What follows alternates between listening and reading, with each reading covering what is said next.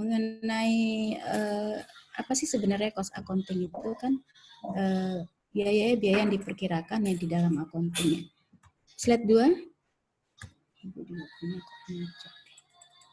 Ya. Tujuan mempelajari untuk cost accounting ada mengetahui model proses manajemen yang meliputi aktivitas ya. Jadi di sini ada perencanaan, pengorganisasian dan pengendalian. Jadi kalau perencanaan itu perusahaan harus sudah merencanakan dan mengorganisasikan dan juga mengendalikan perusahaan itu sehingga mendapatkan tujuan yang akan dicapai dari perusahaan ya. Sedangkan mengidentifikasikan ada 3 jenis yaitu identifikasi biaya-biaya itu dalam identifikasi dalam perencanaan.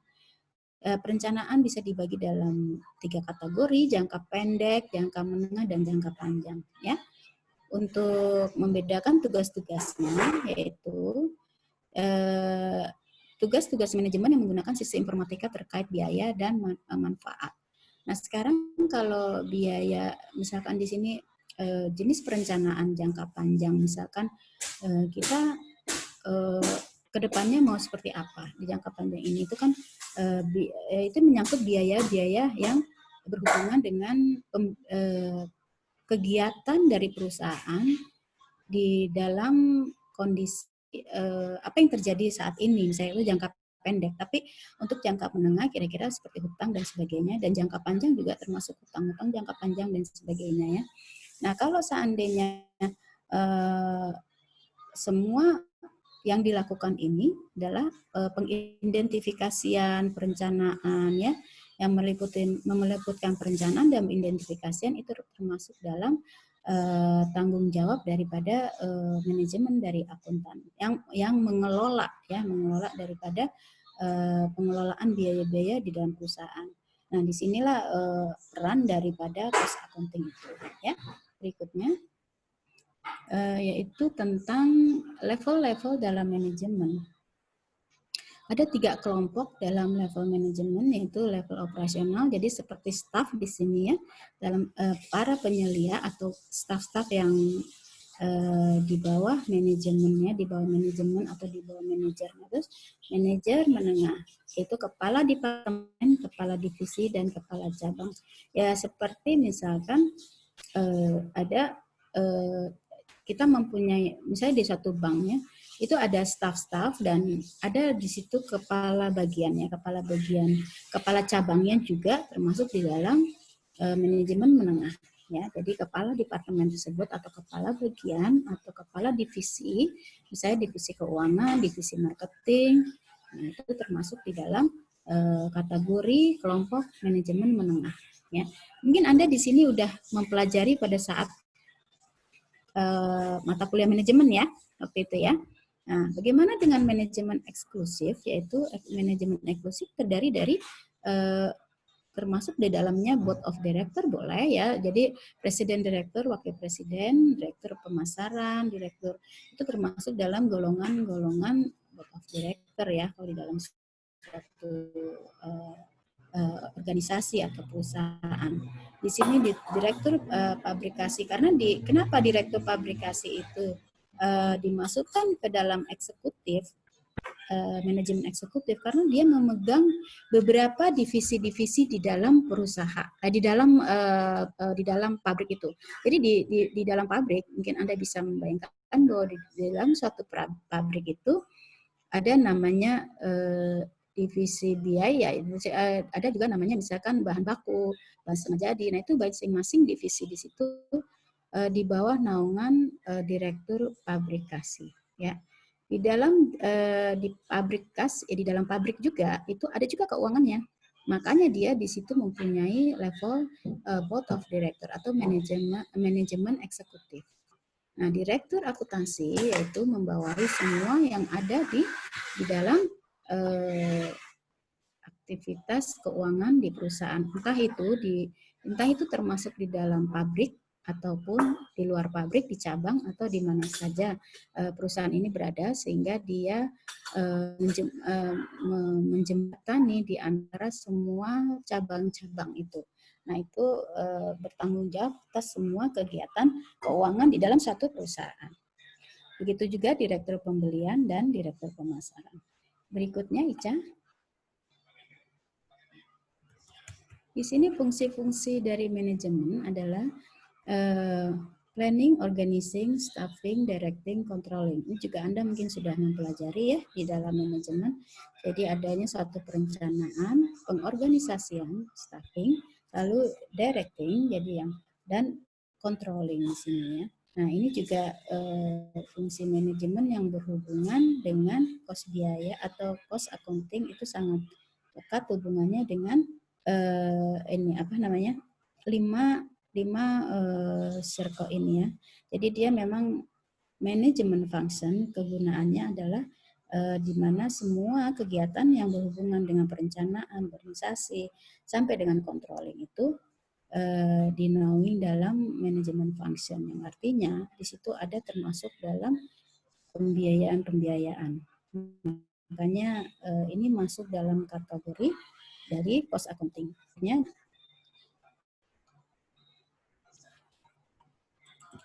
Ini nggak jalan. Oke. Di sini tanggung jawab manajer, tanggung jawab seorang manajemen atau manajer ya di sini yaitu dari manajer subordinate atau bawahan. Subordinate atau bawahan antara manajer dengan bawahan mempunyai responsibility tanggung jawab, sementara dia mempunyai otoritas dan di sini berhubungan dengan mempunyai laporan atau mempunyai dengan manajernya ya. Jadi kalau seandainya manajer itu tidak mempunyai tanggung jawab yang tinggi terhadap bawahannya, sehingga semua laporan yang terjadi itu tidak akuntabilitas ya di sini. Jadi semuanya akuntabilitas seorang bawahan. Nggak kedengeran kah? Dengar, masih dengar ya? Dengar, Bu. Masih dengar. Dengar, Bu. Iya. Jadi di sini sangat berhubungan atau sangat penting sekali hubungan antara manajer dengan bawahannya atau subordinate. Jadi dia mempunyai otoritas yang tinggi dan mempunyai responsibility atau tanggung jawab yang tinggi terhadap bawahannya. Oke, berikutnya.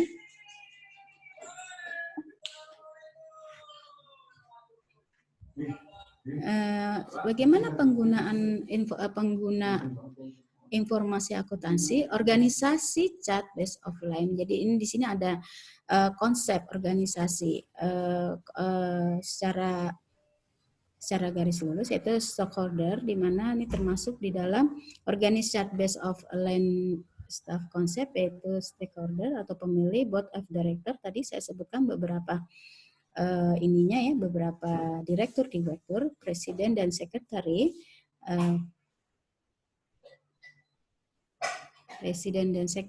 lalu vice president, treasury dan controller itu adalah termasuk di dalam organisasi line staff konsep ya, di dalam konsep-konsep work management, terus director, general accounting dan cost accounting. Bagaimana dengan function, kegunaan ya, kegunaan dengan teamwork yang menggunakan konsep-konsep ini kalau ini kan secara langsung, kalau yang itu secara langsung, nah satu lagi ada teamwork atau konsep yang berhubungan adalah stockholder, pemilik, board of director juga termasuk di sini chief executive dan sekretari, director of corporate planning dan controlling ya, director atau direktur yang termasuk di dalam manajer dan asisten direktur atau asisten daripada direktur. Ya, peran dalam akuntansi biaya yaitu budgeting, pembiayaan, harga, ya, terus determining profit atau penentuan keuntungan, ya. Jadi di sini kalau tidak ada budgeting, kalau tidak ada anggaran dianggarkan oleh setiap perusahaan, maka dia tidak bisa mentargetkan sebenarnya ke depannya kita di tahun misalkan begini, budget kita buat nih ya, biasa perusahaan itu dilakukan pembuatan budget itu selama 3 tahun. Di dalam kurun waktu 3 tahun ini, apakah kita perusahaan ini mampu untuk bergerak sampai dengan menghasilkan profit. Nah, seperti itu. Jadi budget itu pasti akan dibuat oleh setiap perusahaan dalam kurun waktu minimal selama 3 tahun. Jadi dalam tahun misalkan 2000, sekarang misalkan Anda membuat perusahaan di 2020 ini, Anda harus membuat lagi sampai dengan 2023 ya. Jadi 2020, 2021, 22 dan 3. 2023. Nah, di situ terlihat bagaimana anggaran yang Anda buat ya, apakah dia bisa mencukupi atau bisa mencapai target yang akan ditentukan. Tujuan dari perusahaan ini selama 3 tahun ke depan itu seperti apa? Seperti itu ya. Jadi kalau seandainya perusahaan ini tidak mampu untuk dalam pembuatan anggaran, ya, tidak mampu untuk melakukan selama 3 tahun, nah prediksi-prediksi itu harus dilakukan gitu loh. Semua perusahaan atau semua organisasi dalam pembuatan konsep ke depannya harus melihat selama kurun waktu 3 tahun, karena ada juga 5 tahun. Bahkan biasanya kalau konsep pendidikan itu dilakukan dalam kurun waktu 5 tahun. Nah seperti ini ya, di dunia pendidikan, pasti kan ada membuat anggarannya atau budgeting itu. Nah itu dilakukan kurun waktu 5 tahun. Kenapa mesti 5 tahun? Karena setiap selesai perkuliahan dari awal sampai lulus itu memakan, untuk S1 ya, untuk memakan waktu sampai dengan kurun waktu 5 tahun. Apakah di masa selesainya mahasiswa sampai lulusnya mahasiswa itu masih bisa bertahan dengan kondisi anggaran yang telah disiapkan? Seperti itu ya, kira-kira. Sedangkan di sini pricing, harga itu menentukan bagaimana perusahaan atau organisasi ini bisa berjalan. Dengan adanya misalkan adanya fluktuasi harga rupiah, kenaikan atau adanya kondisi perekonomian di beberapa tahun yang akan datang, kita tidak bisa memprediksi, tapi kira-kira bisa bisa memprediksi bagaimana harga di setiap tahun ke depan, ya kan? Misalkan sekarang harganya 1.500.000, bisa jadi tahun ke depan bisa menaik karena kondisi perekonomian misalnya kondisi perekonomian Indonesia di tahun ke depan akan membaik, maka harga itu bisa dibuat di atas lebih meningkat lagi. Apakah kemampuan seseorang untuk membeli itu mampu di tahun ke depan? Nah, itu harus diprediksi dengan ada kondisi perekonomian bangsa ya, kalau kita ada di Indonesia, bangsa Indonesia sendiri. Apakah kita menaikkan harga, menciptakan harga itu mampu untuk dibeli oleh customer kita, ya, pengguna? Itu bisa dilihat dari adanya kenaikan harga yang terjadi yang Anda akan buat nanti, ya kan? Nah, itu termasuk di dalam budgeting itu tadi, ya kan? Nah, terus bagaimana dengan determining profit, yaitu penentuan keuntungan. Nah, di sini penentuan keuntungan, apa kita rugi, apakah kita akan untung. Nah, di situ itu kembali lagi kepada kita beranalisa. Dalam suatu perusahaan membuat satu analisa. Apakah analisa kita di dalam 2 tahun ke depan atau 3 tahun ke depan mendapatkan keuntungan, atau malah kita harus merugi. Nah, seperti kondisi saat ini COVID-19, banyak perusahaan itu mengalami kerugian. Karena apa? Karena dia tidak bisa ekspansi ke depan, tidak bisa menaikkan harga, dan tidak bisa melakukan kegiatan-kegiatan atau melakukan perubahan atau menciptakan mengkreativitas model yang lebih daripada harga sebelumnya. Tapi apa yang dilakukan oleh perusahaan dalam kondisi seperti ini adalah dengan menciptakan harga yang stabil atau dengan melakukan promo-promo agar barang yang kita jual atau customer akan lebih percaya kepada kita dengan memberikan beberapa alternatif promosi atau apapun ya. Dan jika melakukan sesuatu ekspansi atau perubahan dalam kreativitas dalam suatu produk yang baru, maka harus disesuaikan dengan kondisi saat ini. Jadi tidak bisa mungkin harga itu harus orang melihat di dalam promosinya dengan secara online ya, secara televisi ya kan, di media-media televisi. Nah, seperti itu. Di media-media online lainnya. Nah, itu akan menciptakan beberapa alternatif penambahan profit dari perusahaan. Nah, di sinilah determining profit. Jadi kita harus menciptakan suatu keuntungan, ya. Menentukan keuntungan itu bagaimana untuk saat ini. Nah, seperti itu. Jadi supaya perusahaan ini tetap berjalan seperti halnya di sebelum COVID. Oh, 2 menit lagi ya akan mati ya Ica ya? Iya Bu. Oke. Nanti kita sambung atau gimana? Disambung aja Bu. Disambung ya, nanti kita sambung. Tapi tolong ingatkan Ibu ya, di jam 10 sebelum 10 menit Ibu harus sudah laporan ke portal. Ica bisa tolong ya. Oh iya Bu. Sebelum Ibu kadang-kadang suka jelasin, tahu-tahu lupa, atau udah tutup portalnya, saya lupa. iya, Bu.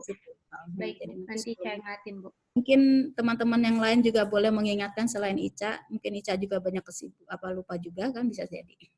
Oke, kita lanjutkan tadi sampai mana ya?